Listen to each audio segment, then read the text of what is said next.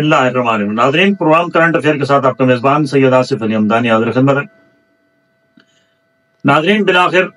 آصف علی زرداری اپنے ٹارگٹ تک پہنچ گئے اور آج بآسانی وہ ملک کی تاریخ میں پہلے صدر ہیں جو دوبارہ اس منصب پہ آج فائز ہو چکے ہیں۔ انہیں 411 ووٹ ملے اور ان کے مد مقابل جو تھے ان کو صرف 200 ووٹ مل سکے مجموعی طور پہ۔ آصف علی زرداری بہت بڑے کھلاڑی ہیں پاکستانی، جو اس وقت جوڑ توڑ کی سیاست ہے وہ اس کا ماہر کھلاڑی ہے، جس نے بہت ساری صحبتیں سہیں اور یہاں تک کہ ان کی زبان کاٹنے والوں کے ساتھ بھی آج وہ مل کے حکومت انہوں نے دوبارہ بنا لی ہے۔ یہ وہی پاکستان مسلم لیگ نون ان کی اتحادی جماعت ہے جنہوں نے آصف علی زرداری پہ بے پناہ مظالم کیے۔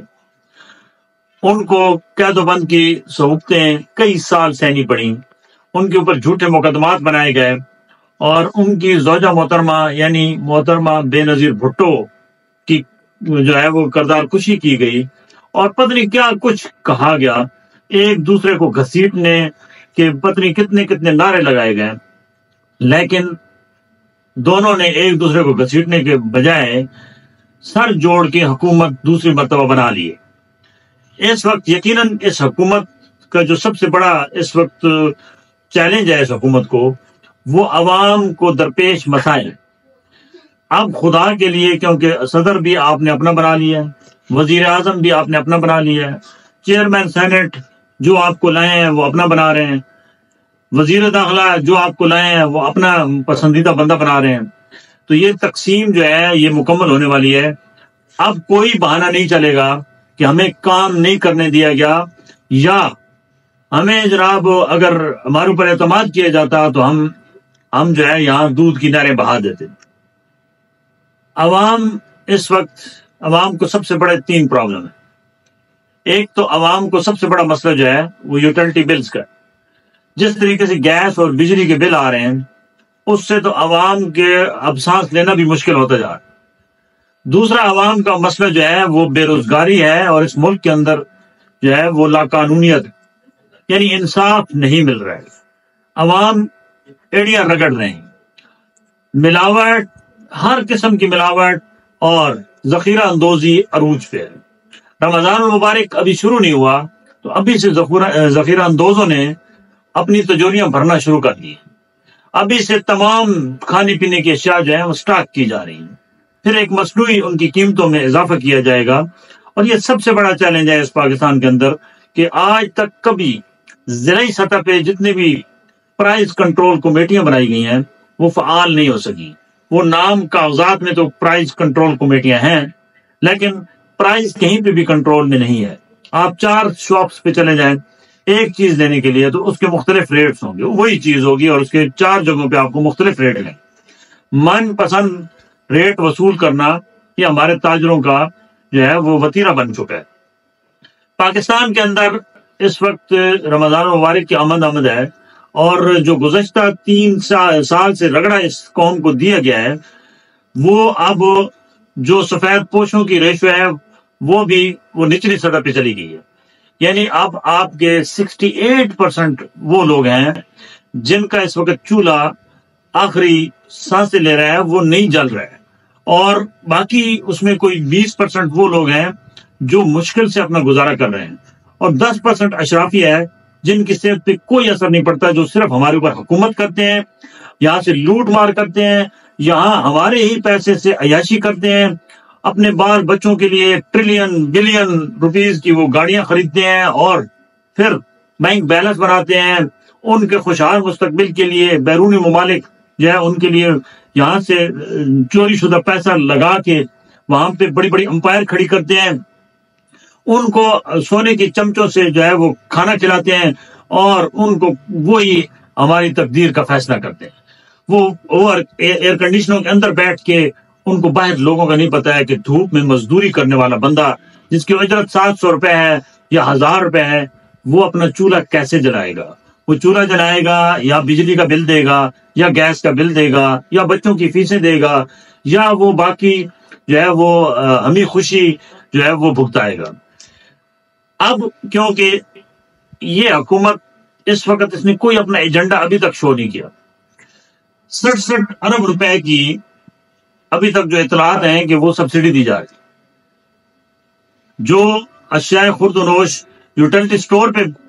بیچے جا رہے ہیں اس میں یہ سبسڈی دی گئی ہے۔ یہ بالکل غلط پریکٹس ہے، کیونکہ یوٹیلٹی سٹور کے اندر لمبی لائنیں لگی ہوتی ہیں اور غریب بندے کی باری آتی ہی نہیں ہے۔ دوسری بات، جو ویریفیکیشن کا طریقہ کار رکھا گیا ہے وہ انتہائی تکلیف دہ ہے۔ صبح لوگ لائن میں کھڑے ہو جاتے ہیں،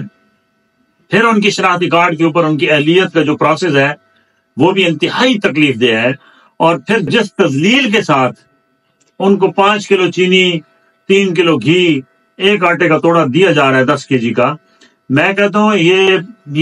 یہ انسانیت کی سب سے بڑی توہین ہے۔ اس کو خدا نہ 67 ارب روپے کو